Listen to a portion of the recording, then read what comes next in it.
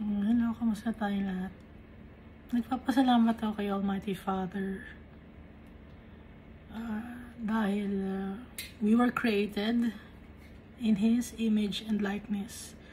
Sino ba naman tayo para maging kawangis ng tatay natin? Iko-compare ko na naman, ko yung mga hari at reyna dito sa mundo.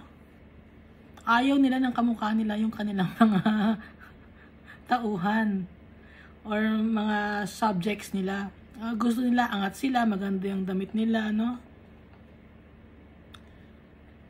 At kahit na yung mga pangkaraniwang tao, meron akong kakilala, no, gusto niya mas maganda siya kaysa sa mga katulong niya or sa mga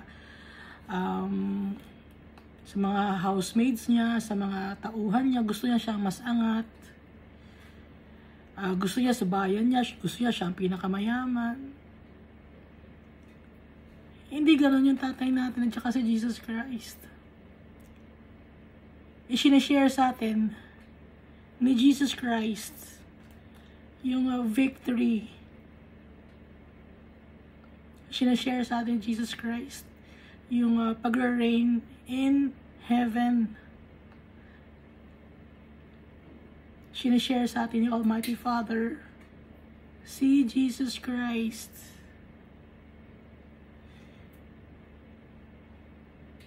Ganun kabait yung tatay natin. Mapagmahal. Napaka-giving. Kaya, ano ang dahilan natin para hindi natin purihin ang tatay natin at saka si Jesus Christ? Wala tayong dahilan para hindi sila purihin. Kaya dapat lagi natin silang purihin at pasalamatan. Kahit na ano ang ginagawa natin. Kahit simpleng bagay lang kumakain tayo, habang kumakain tayo. Yung iba kasi, sa umpisa lang, nagpipray. Kung wala kayong kasama, habang kumakain kayo, kausapin niyo si Jesus. Habang nag-aaral kayo, kung nag-aaral kayo, kausapin niyo si Jesus. Jesus, kailangan ko ang iyong knowledge. Tulungan mo ako. At kahit na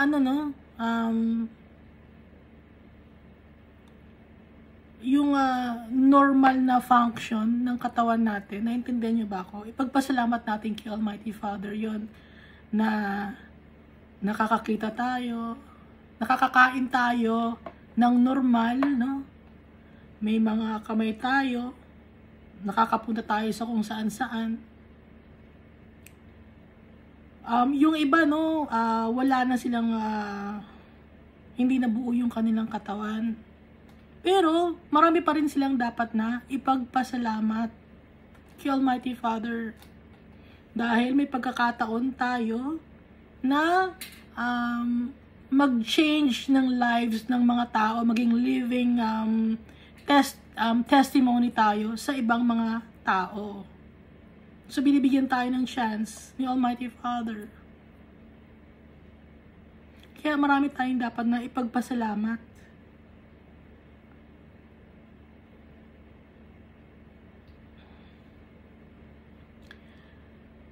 Nakakabasa tayo, nakakapagsalita tayo, may mga taong hindi na nakakapagsalita, pero merong ibang way naman sila to communicate. Meron naman silang ibang mga talents, na pwede nilang gawin to serve the living God. Kaya lahat tayo dapat nating pasalamatan at purihin yung tatay natin, si Almighty Father, the Holy God, and our Savior and Redeemer, si Jesus Christ. Walang makakapantay sa Diyos natin. Buhay ang Diyos natin.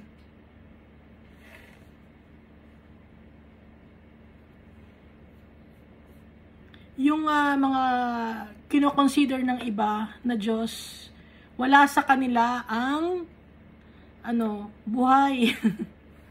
Pero yung Diyos natin, buhay. At kung i-check mo, no, lahat ng mga beliefs, meron silang mga graven image or mga statue na kailangan nilang dala-dala, kailangan nila ng hahawakan. Tayo, hindi natin kailangan yan. Ang panghahawakan natin ay yung faith natin in Jesus and the Almighty Father. Yun ang panghahawakan natin. Hindi natin kailangan humawak ng kung ano-ano pang mga bagay or makakita pa ng kung ano-ano mga picture. Dahil kilala natin yung tatay natin at kilala natin si Jesus Christ at kilala niya tayo. Yung puso natin, kilala si Almighty Father. Si Almighty Father, yung puso niya, kilala tayo.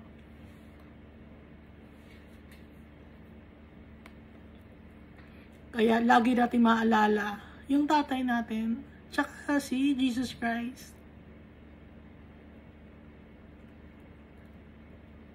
At syempre, lagi tayo magpe-pray at magbabasa ng Bible kasi everyday, iba-iba yung message na mababasa mo sa salita ng Diyos. Wala na tayo ibang babasahin pang mga leaflets, mga dyaryo or mga maliliit. Hindi, Bible ang babasahin natin.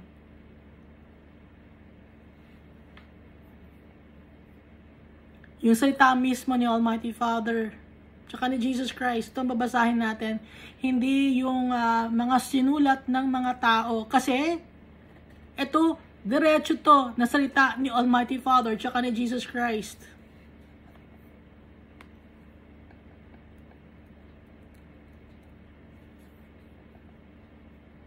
So, last time, no, dito sa Daniel, ang binasa natin ay yung Daniel chapter 3.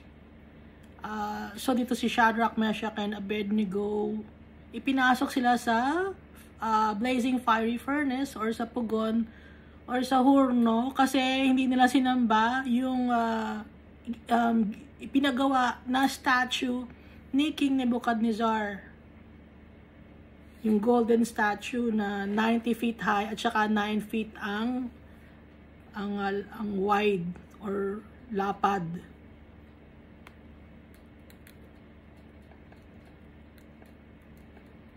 Kaya ipinasok sila sa hurno. Ang nagpasok sa kanila sa hurno ay mga malalakas na mga soldiers or army ni Nebuchadnezzar. Pero yung mga tao na yon na nagpasok sa kanila sa hurno, nasunog. Pero sila Shadrach, Meshach, and Abednego, hindi sila nasunog, hindi sila nasaktan. At kasama nila si Jesus Christ. Kaya tayo, kahit dumadanas tayo ng pain and tribulations in this world, hindi tayo iiwan ni Jesus Christ. Inaalaw, no? Kagaya nga ng binanggit ko last time, inalaw ni Almighty Father na ipasok sa hurno or sa furnace na 7 times hotter. 7 times pinainit yung hurno. Inalaw ni Almighty Father yun para sa ikapupuri ng kanyang pangalan, para makita ni Nebuchadnezzar na buhay ang Diyos ni Shadrach, Meshach, and Abednego. At nakita niya doon ay ang Son of God, si Jesus Christ, no? Dito sa verse ano bang verse to? Verse 25. Sabi ni King Nebuchadnezzar, diba 3 lalaki lang ang ipinasok natin? Bakit 4 ang nakikita ko? Na looks like a son of the gods. So si Jesus Christ to.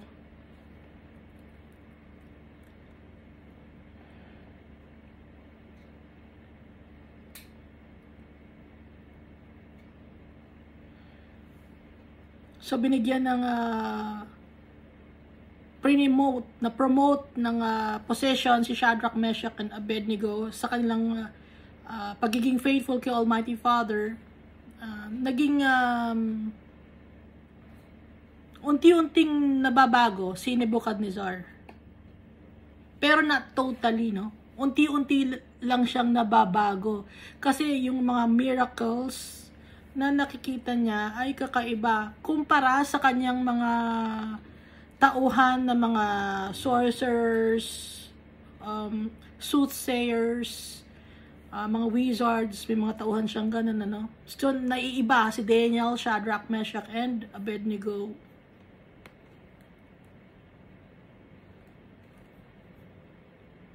Kahit yung buhok ni Shadrach, Meshach, and Abednego, hindi nasunog. Yung damit nila, wala, hindi sila nasaktan. Kasi kasama nila si Jesus Christ. Kaya tayo, pagkasama natin si Jesus Christ, lagi tayong safe.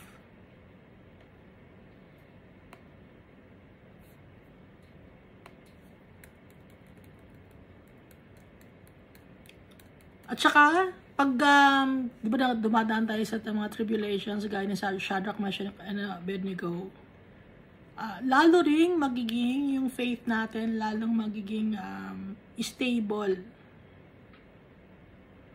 Tapos, may mga tao rin na maniniwala na buhay ang Diyos natin kasi nga, nakita nila yung miracle sa buhay natin. So, dito na tayo, no, sa Daniel chapter 4.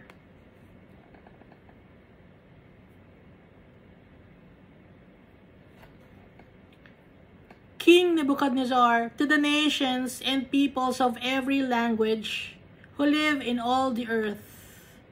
So, sumulat si King Nebuchadnezzar. Pero syempre may taga-sulat siya, no? Pero ito'y nakalagay sa kanyang sulat na naka-address sa lahat ng bayan, lahat ng tao, kung ano man ang language sa buong mundo. Ang nakasulat, may you prosper greatly. It is my pleasure to tell you about the miraculous signs and wonders that the Most High God has performed for me. So, sinishare ni Nebuchadnezzar, no? Yung mga signs and wonders na ginawa ni Almighty Father na nakita niya. How great are His signs! How mighty His wonders! His kingdom is an eternal kingdom. His dominion endures from generation to generation. Sabi ni Nebuchadnezzar. I, Nebuchadnezzar, was at home in my palace, contented and prosperous. So, nagkakwento si Nebuchadnezzar nito, no? Sa kanyang sulat, nagkakwento siya na nakita niya yung power ni Almighty Father. So, siya ngayon ay nasa kanyang bahay, kontento siya at prosperous siya, successful siya bilang hari ng Babylon. I had a dream that made me afraid as I was lying in bed. The images and visions that passed through my mind terrified me. So habang nakahiga siya sa kanyang kama, nagkaroon siya ng panaginip. Yung mga image at vision na natatakot siya. Kinatatakutan niya. So I commanded that all the wise men of Babylon be brought before me to interpret the dream for me. So naalala na niya yung song nito nung una, 'di ba, may dream siya na hindi niya naalala. Na sinabi sa kanya ni Daniel, tapos i-interpret ni Daniel. Ngayon, ito naman, nanaginip na naman siya. Nakakatakot din. Hindi niya maintindihan kung ano yung kanyang panaginip. Kaya ang ginawa niya, pinatawag na naman niya yung kanyang mga wise men of Babylon.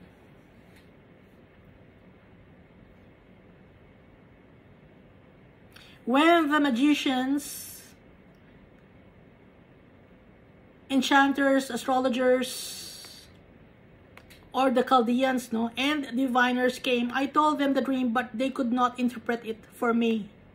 Nung ipinatawag niya yung mga wise men para i-interpret ang kanyang dream or i-explain sa kanya kung ano ang kanyang panaginip, hindi ma-explain sa kanya ng mga astrologers, enchanters, magicians, diviners, Chaldeans.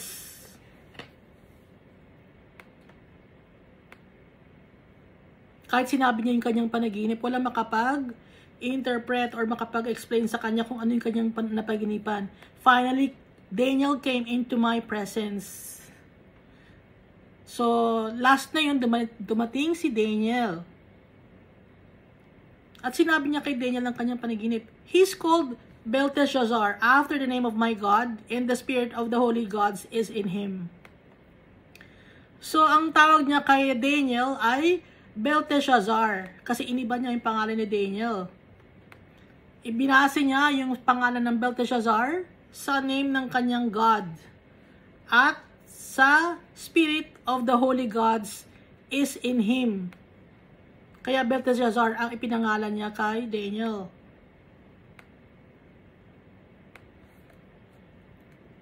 I said, Belteshazzar, chief of the magicians. Pero hindi naman magician si Daniel or Belteshazzar. Yun lang ang tawag niya kasi kakaiba yung wisdom and knowledge and understanding na ibinigay ni Almighty Father kay Daniel.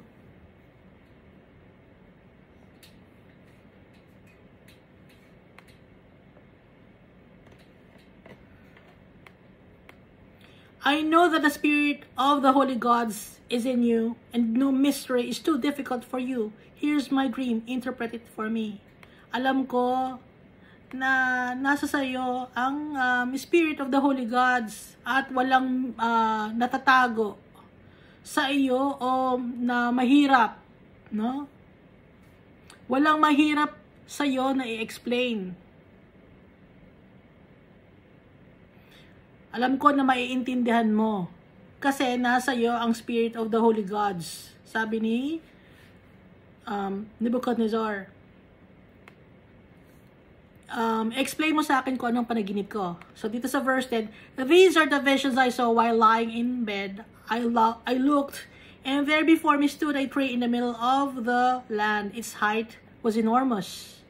The tree grew large and strong, and its top touched the sky. It was visible to the ends of the earth. Its leaves were beautiful, its fruit abundant, and on it was food for all.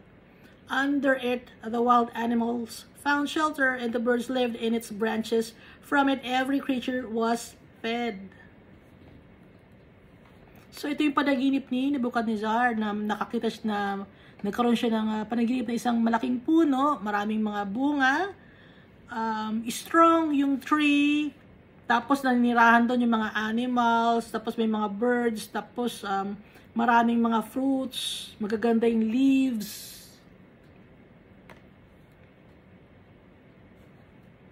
So yung tree na yon na malaki, maraming nakikinabang sa tree na yon.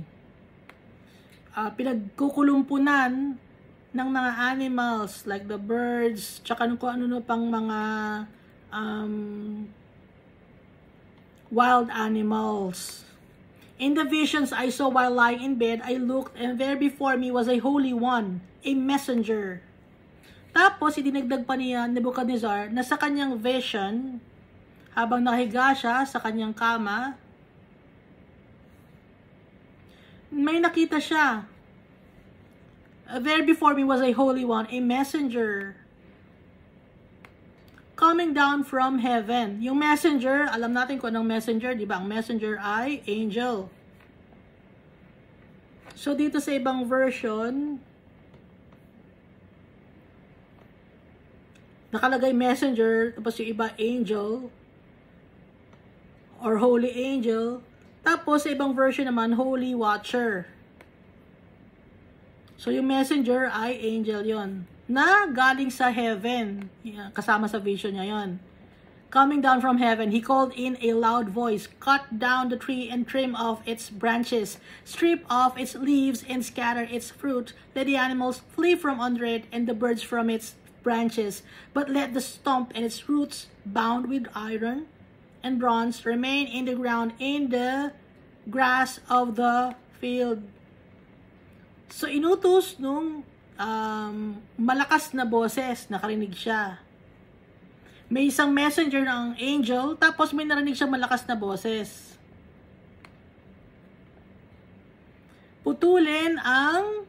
puno na malaki, tanggalin ang mga branches, tanggalin ang mga leaves.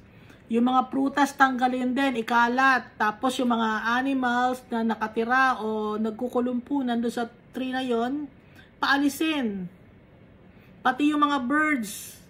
Siyempre, aalis na rin yung mga birds kasi wala nang mga branches, wala nang mga leaves, wala nang pagtataguan or magiging bahay ang mga birds. But let the stump and its roots bound with iron and bronze remain in the ground, in the grass of the field.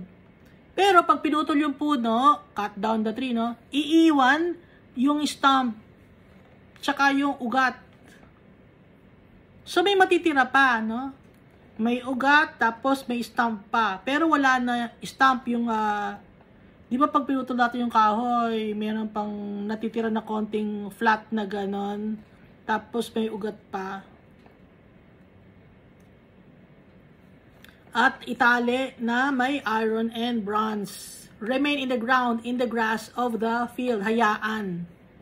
Let him be drenched with the dew of heaven, and let him live with the animals among the plants of the earth. Pabayaan yung stump ng tree na mabasa, na maging mag-isa lang, na mamuhay ng parang mga na mamuhay na parang hayop sa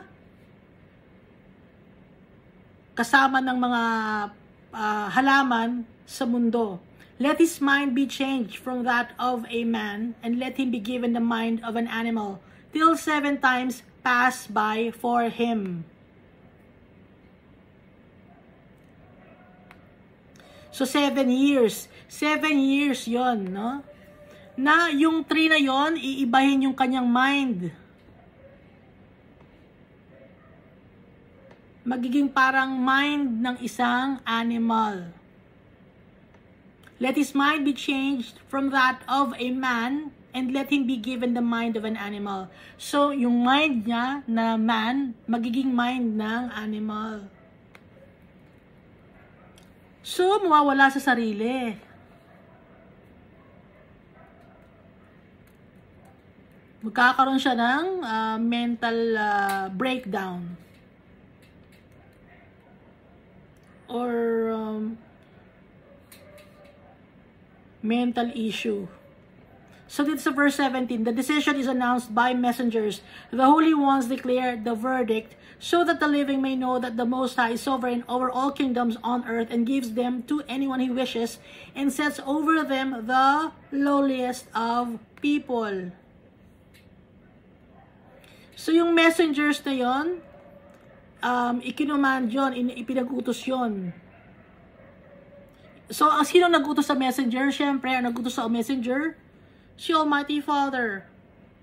The holy ones declare the verdict, so that the living may know that the Most High is sovereign over all kingdoms, para malaman ng lahat ng mga may buhay na ang pinakamakapangyarihan ay si Almighty Father. Sa buong mundo, malaman. At yung kaharian na yon, ang may desisyon kung paano nagkakaroon ng kaharian ng isang tao, ang nagdedesisyon o nagbibigay ng authority ay si Almighty Father. So, di ba may mga hari at reyna tayo dito sa mundo, or may mga leaders tayo, politicians na leaders ng mga bansa. Ang ibig sabihin nun, ang nagbibigay ng authority para maging leader ng bansa ang isang tao, si Almighty Father. Kahit sabihin pa natin na masama yung leader na yon o hindi. Dahil may plano si Almighty Father, no? Kasi marami sa atin, hindi, palitan natin ng ating leader, masama yan. Yung leader natin, magka-class tayo. Ayaw ni Almighty Father nun kasi lahat ng mga government, si Almighty Father nagtatag. Tapos yung mga tao, way yun to test the people, yung kanilang patience and perseverance. Kaya hindi tayo dapat umaklas, magano tayo, rally, gano'n, or ano ang tawag doon? Nagkukudeta. Ayaw ni Almighty Father nun. Ayaw ni Almighty Father ng kudeta.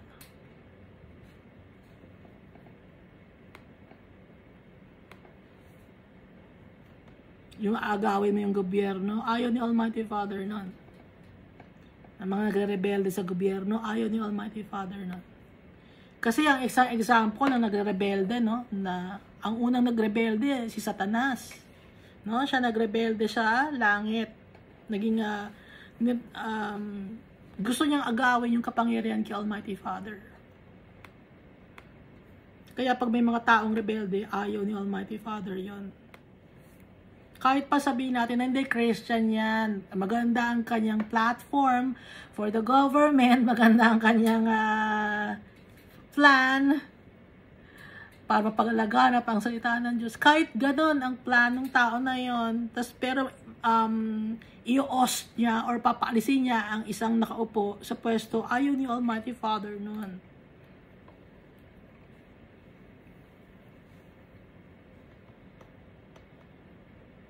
So verse 18, this is the dream that I, King Nebuchadnezzar, had.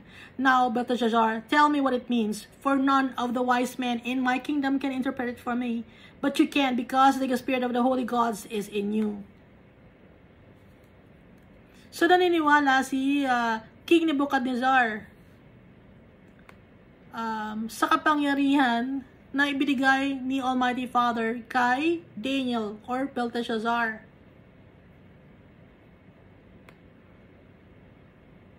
Dahil ang nagbibigay ng wisdom and knowledge and understanding kay Daniel ay si Almighty Father. Alam ni Daniel, ni King Nebuchadnezzar yon, na wala siyang ibang mapagkakatiwalaan tungkol sa kanyang mga dreams and visions, kundi si Daniel lang, dahil si Daniel ay servant of the Almighty Father. Verse 19, then Daniel, also called Belteshazzar, was greatly perplexed for a time, and his thoughts terrified him. So, narinig ni Daniel yung panaginip ni Nebuchadnezzar, no? Pero, natahimik si Daniel at naguluhan siya at nagulat, natahimik siya. Hindi niya alam kung ano ang kanyang sasabihin. Kasi naintindihan na niya agad.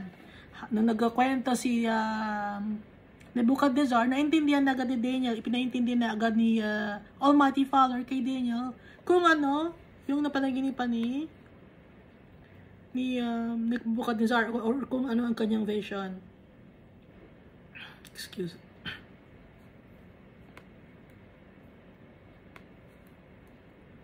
Then Daniel, also called Belteshazzar, was greatly perplexed for a time, and his thoughts terrified him. So the king said, Belteshazzar, don't let the dream or its meaning alarm you. Kaya idinagdag ni King Nebuchadnezzar, Belteshazzar, or Daniel, huwag kang ma-alarm or matakot or matroubled sa interpretation ng dream na yon. Kung ano man ang ibig sabihin nun, huwag ka matakot, sabi ng king. Kasi nakita ng king yung takot sa mukha ni Daniel. Hindi siya makapagsalita, naguluhan siya, na mixed emotions. Si Daniel. Belteshazzar answered, my lord, if only the dream applied to your enemies and its meaning to your adversaries. Ang sagot ni Daniel or Belteshazzar, kung yung dream lang ninyo na yon, my lord, sabi ni Daniel, ay para sa inyong mga kalaban or sa inyong mga kubakalaban sa iyo or yung galit sa inyo. Kung yun ay para sa inyo, parang panatag yung pakiramdam ni Daniel. Dahil alam na ni Daniel kung anong ibig sabihin. Pero kaya nga hindi niya mapanatag si Daniel. Kasi ang maapektuhan, alam niya, ay si Nebuchadnezzar. So yung interpretation ng dream ni Nebuchadnezzar dito sa verse 20. The tree you saw, which grew large and strong, with its top touching the sky, visible to the whole earth, with beautiful leaves and abundant fruit, providing food for all, giving shelter to the wild animals and having nesting places in its branches for the birds. Your Majesty, you are that tree. So, ang sinisimbolize sa panaginip ni Nebuchadnezzar na tree na malaki, na abot hanggang pagkataas-taas or pagkatayog-tayog, Tagalog-tayog, na tree, yon ay si Nebuchadnezzar, na yung abundant, yung fruits, tapos yung mga leaves magaganda, shelter ng mga wild animals, maraming mga birds ang ninirahan sa puno na yon. Yun ay sinisimbolize ni King Nebuchadnezzar. Kasi itong King Babylon Empire, malaki to.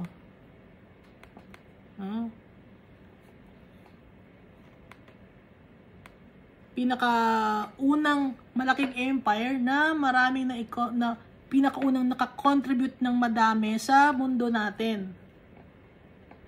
Nabanggit ko na dati kung anong mga na-contribute, no, ng Babylon Empire.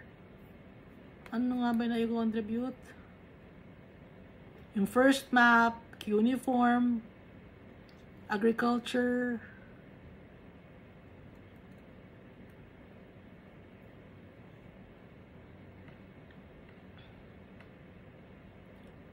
yung way ng pagtatanim ng agriculture, urbanization, astrology, and horoscopy,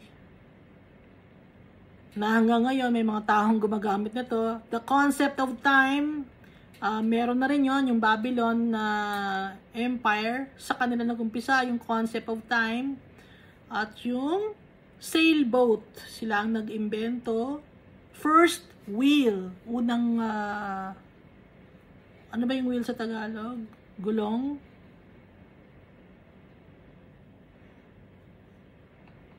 So yung oldest wheels were made of clay, rock, and mud with wooden wheels, no? Tapos yung chariot, yung study of mathematics, the primitive plow, yung pagpa-plow ng lupa, no, naka-invent noong time na yung Babylon Empire. Art and architecture. No? So, madami. Kaya nga, matayog, malaki, abundant yung Babylon.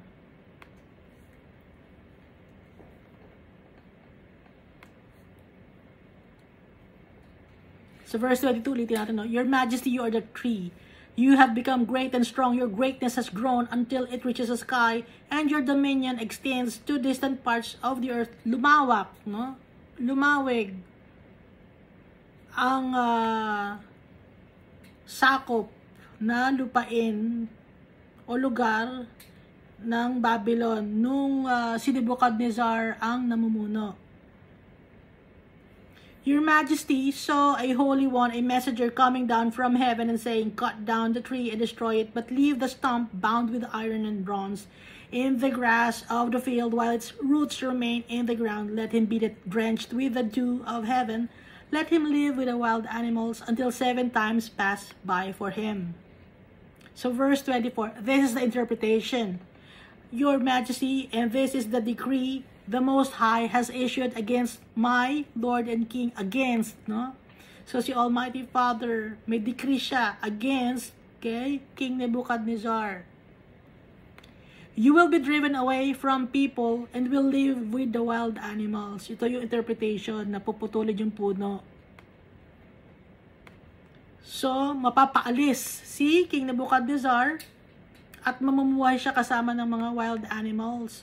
You will eat grass like the ox and will be drenched with the dew of heaven. Wala siyang magiging bahay. Para magiging nomad siya.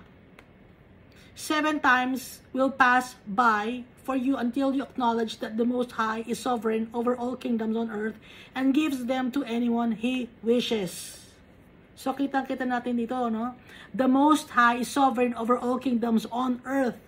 Hanggang ngayon, Okay? Hindi lang to nung time ni Nebuchadnezzar. Hanggang ngayon, the Most High is sovereign over all the kingdoms on earth and gives them to anyone He wishes. Ngayon, nung time ni Nebuchadnezzar, 7 years na ma-experience ni King Nebuchadnezzar na mamumuhay siya ng parang isang na mawawalan siya sa pwesto. Yung kingdom niya, yung kanyang pwesto bilang isang king, mawawala siya. Kasi, kailangan niyang i-acknowledge na si Almighty Father ang sovereign over all kingdoms. Na dapat maging humble si King Nebuchadnezzar. The command to leave the stump of the tree with its roots means that your kingdom will be restored to you when you acknowledge that heaven rules.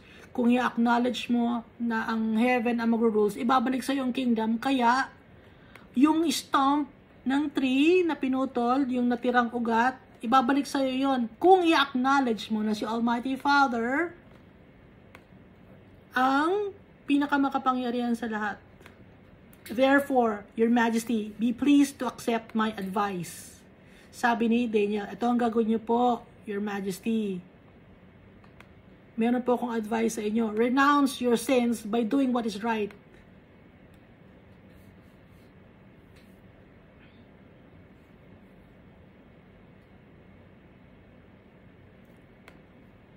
Ano ba yung renounce or stop sinning?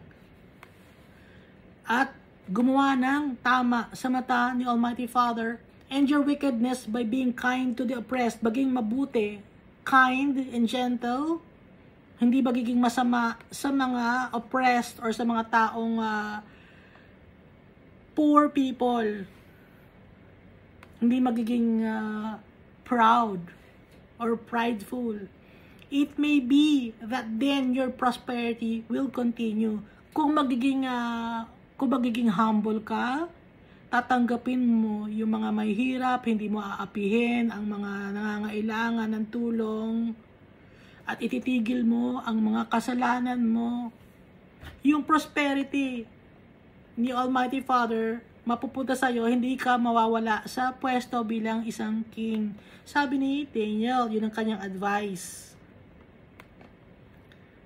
So dito tayo sa verse 28. All this happened to King Nebuchadnezzar. So yung panaginip ni Nebuchadnezzar, nangyari sa kanya. 12 months later, so after a year, no? As the king was walking on the roof of the royal palace of Babylon, habang naglalakad yung king sa roof ng royal palace sa Babylon, he said, is not this the great Babylon I have built as royal residence by my mighty power and for the glory of my majesty? Naging mayabang si King Nebuchadnezzar. Di ba ito yung Babylon? Kaya gumanda itong Babylon dahil sa gawa ko, magaling ako, matapang ako, matalino ako. Kaya naging maganda itong Babylon. Sabi ni King Nebuchadnezzar. Binigyan na siya ng warning, no, ni Daniel. After a year, nakalimutan niya. Naging ano pa rin siya. Proud pa rin siya. Kaya ayaw ni Almighty Father ng mayabang. Kahit na ano ang talino meron tayo, kahit na ano mga bagay meron tayo,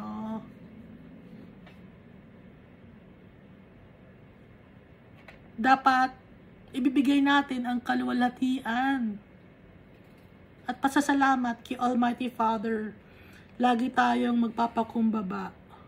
Dahil on our own, wala tayong magagawa. We are at the mercy of our Father. Si Almighty Father, humble siya. Kaya gusto niya yung mga anak niya, humble din. So dito, tinuruan ni Almighty Father si King Nebuchadnezzar. Kasi naging mayabang nga si King Nebuchadnezzar, di ba? Hindi niyo ba alam, no, na meron mga tao, na mga celebrities, ang pag nagiging mayabang yung mga celebrities, no, na may nagsabi, I am more famous than Jesus. Who said that? Sino nga ba yun?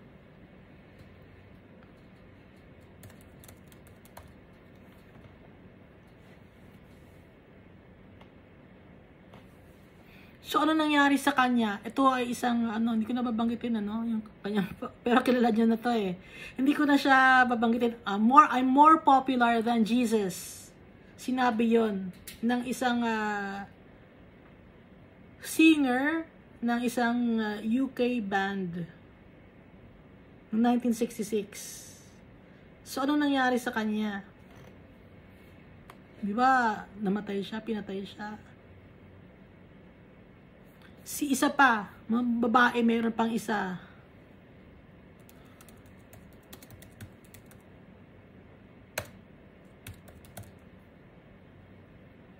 May isa pa babae eh.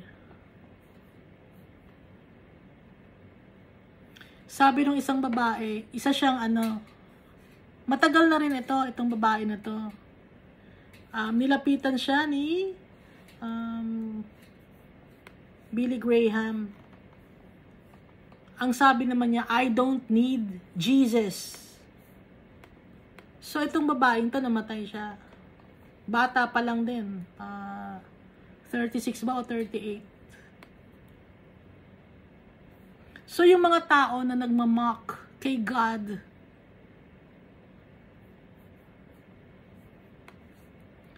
inilalagay sa pwesto ni Almighty Father yung dapat nilang kalagyan. Kasi ayaw ni Almighty Father ng mga taong mayayabang, palalo, prideful.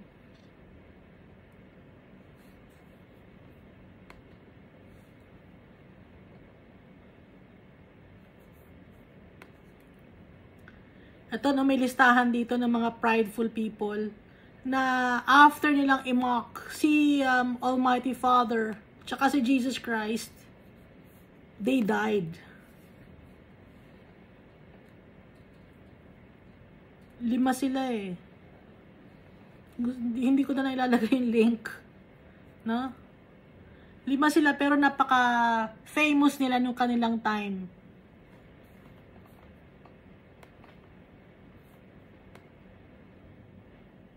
Ayaw ni Almighty Father ng ganon. Dahil tayo ay kanyang mga creation, mga anak niya tayo, mahal niya tayo. Pero kung nagiging wicked tayo, binabastos natin siya, ayaw niya.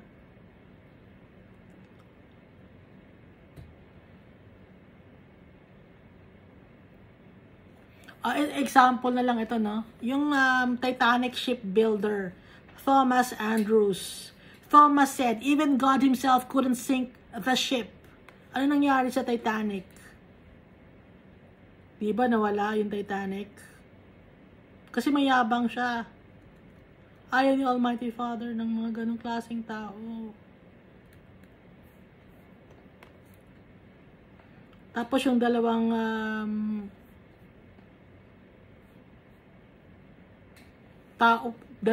celebrity pa na binanggit ko, na isang singer, tapos yung isa actress. Tapos ito nga, yung shipbuilder ng Titanic. So marami ng mga tao ang pinagalitan ni Almighty Father. Kaya tayo dapat natin laging acknowledge yung tatay natin. Hindi tayo magyayabang.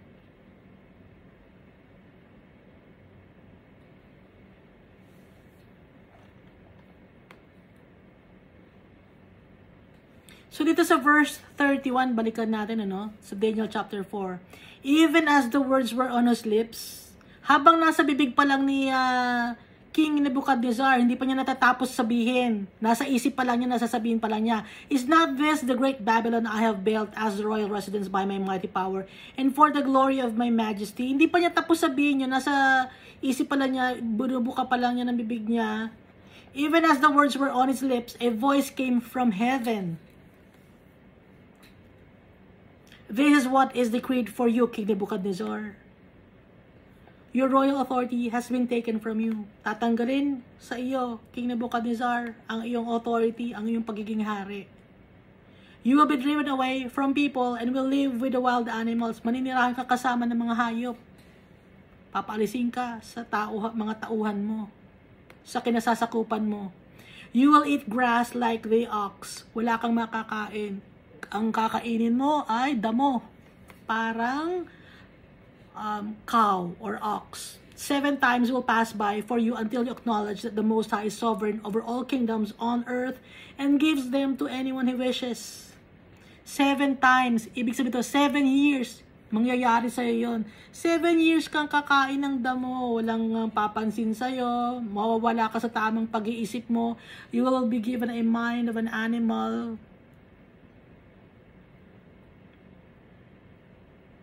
Dahil sa hindi mo na-acknowledge si Almighty Father na nagbigay sa'yo lahat ng mga blessings.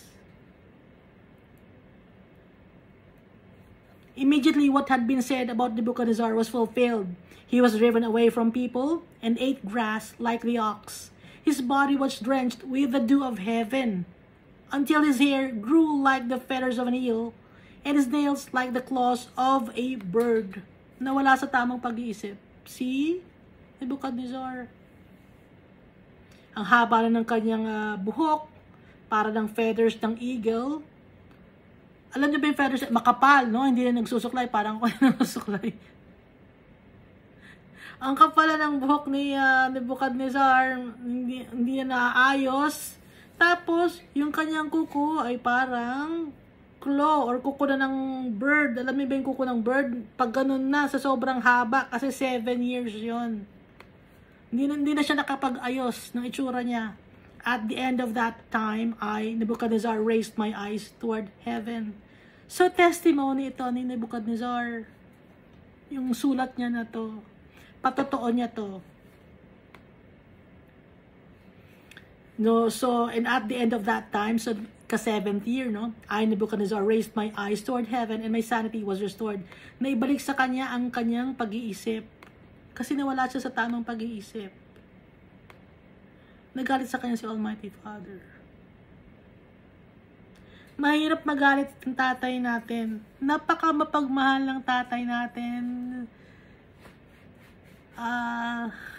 Slow to anger. Pero, kailangan natin matuto tayo.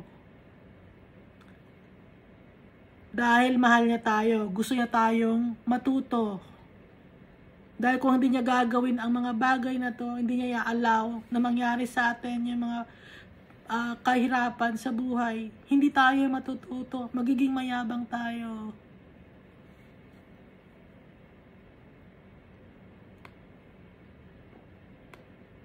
Then I praised the Most High. I honored and glorified Him who lives forever. Sabi ni King Nebuchadnezzar. Kaya pinuri ko ang nakatataas sa lahat. In-honor ko siya at I glorified Him na nababuhay forever.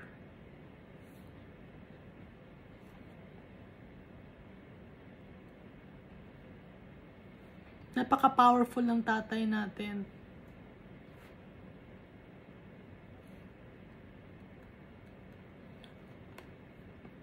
Ang gusto ni Almighty Father, i-acknowledge natin siya. Dahil siya yung ating Creator. Siya yung tunay nagmamahal sa atin. Siya yung nagbibigay sa atin ng blessings. Siya ang, kaya ganito ang itsura natin. We were created in His image and likeness. Kaya lahat ng kung anong meron tayo, galing kay Almighty Father lahat to. Kaya wag natin siyang babaliwalain dahil mahal niya tayo. Ang hinihingi niya sa atin, i-acknowledge natin siya. Mahalin natin siya. Kasi mga anak niya tayo. His dominion is an eternal dominion. His kingdom endures from generation to generation. Pinuri ni Nebuchadnezzar si Almighty Father. All the peoples of the earth are regarded as nothing. He does as He pleases. Ganun yung tatay natin, ginagawa niya kung ano ang alam niya na makakabuti para sa atin.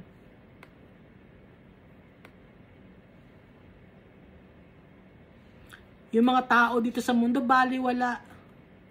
Dahil ang focus, si Almighty Father, si Jesus. He does as He pleases with the powers of heaven and the peoples of the earth. No one can hold back His hand. Hindi natin ma-hold back yung kamay ni Almighty Father.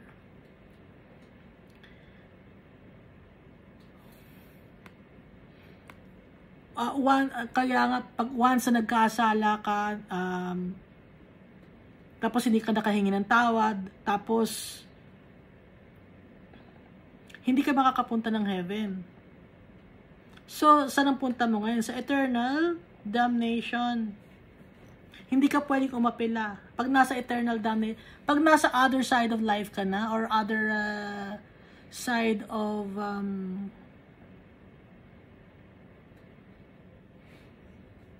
other side ng mundo na to. Alam niyo yung other side ng mundo na to? Yung after death, buhay pa tayo, no?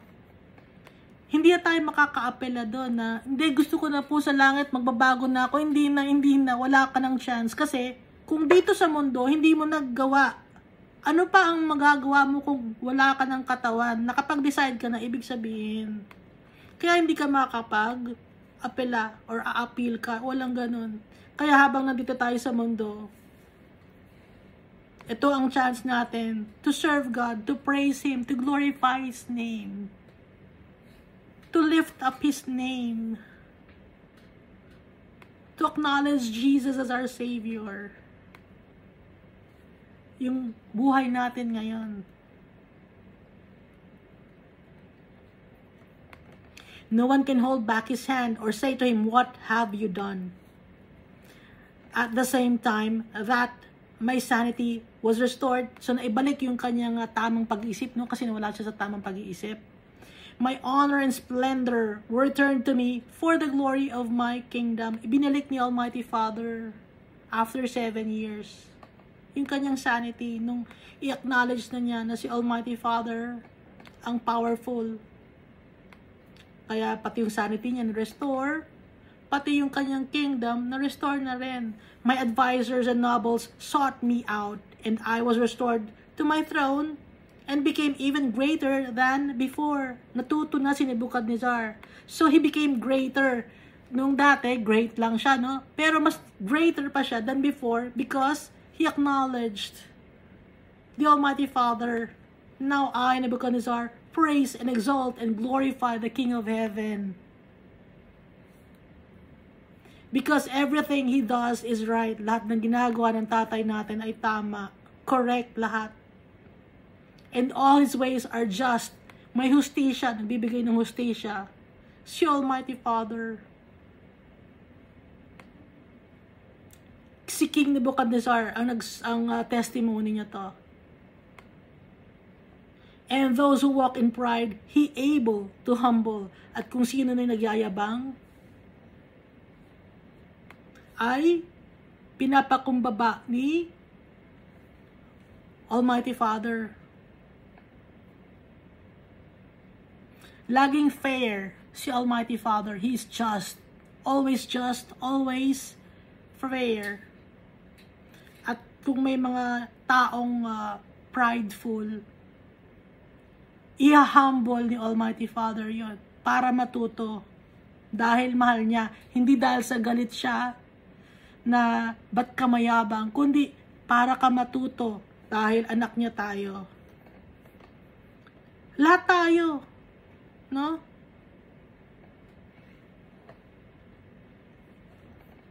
Lahat tayo, everyday, dapat natututo tayo.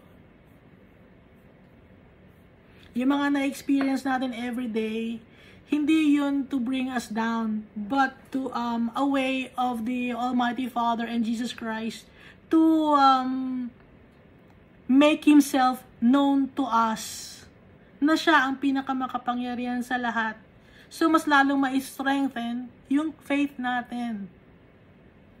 lalo tayong mapapalapit sa Kanya, lalo tayong magiging kagaya ni Jesus, paunti-unti. Kaya, wag nating kalilimutan lagi ang pagpapasalamat kay Almighty Father, tsaka kay Jesus Christ. Purihin, pasalamatan, i-glorify, i-honor, kahit ano ang ginagawa natin. Naliligo ka, pwede kang magdasal. Thank you, Lord God. May tubig, thank you, Lord God. Umuulan, thank you, Lord. Nasa bahay ako, Lord, hindi ako nababasa. Thank you, Lord. Nakakatulog ako. Thank you, God. Maraming bagay na dapat tayo pagpasalamat. I-acknowledge natin yung tatay natin. Thank you, God. Normal yung digestive system ko. Pag nagre-restroom ako, normal. Hindi kailangan, kasi yung pinakaganong bagay lang, ipagpasalamat natin. Kasi yung iba, puro reklamo. Hindi tayo magreklamo, kundi puro pasasalamat lagi. Dahil lahat yun ay para sa ikapupuri ng pangalan ni Almighty Father. Naging grateful ako nung time na yun kasi yung pamangking ko nagkaroon ng sakit, binutasan yung kanyang tagiliran. So, dumudumi siya sa tagiliran. So, every time na pag nagre-restroom ako, Lord, thank you, Lord, normal pa. Hindi naman sa kabastusan, no, na normal ako, Lord, yung digestive system ko, normal. Thank you, God. Yun, ipagpapasalamat natin. Malaki yung bagay yun, no? Lord, nakakalakad ako ng maayos, nakakatakbo ako, kahit mabagal ako maglakad. Thank you, God.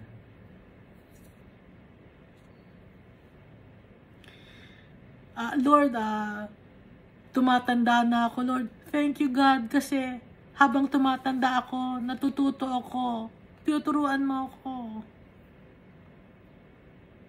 Nagmamatured ako. Thank you, God. Lahat yun, magpapasalamat tayo lagi. Thank you, God. Yung nanay ko, iniingatan mo. Mga kapatid ko, thank you, God. Nakakainom ako ng tubig. Kahit tubig iinom ka, thank you, God. Nakakainom ako ng tubig ng normal. Yung ibang mga tao sa ospital, hindi sila makainom ng tubig kahit uhaw na uhaw sila. So naiintindihan niya na ba ako?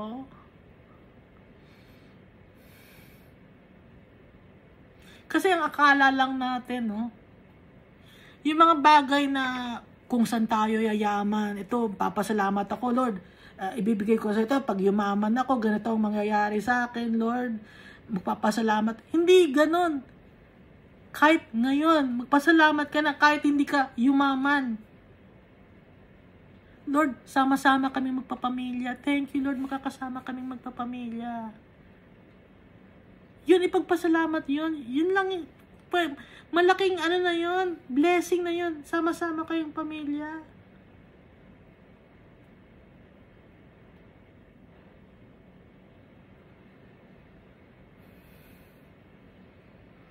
At lahat ng ginagawa natin, isipin natin para sa ikapupuri ng pangalan ni Jesus Christ, tsaka ni Almighty Father. Dahil ang focus ng mundo na to, dapat si Almighty Father, tsaka si Jesus Christ, pero nakakalimutan ng mundo na to eh. So tayo, bilang mga followers ni Jesus Christ, tayo ngayon, no, hindi tayo titigil na mahalin, pasalamatan, purihin yung tatay natin. Thank you, and God loves us all so much.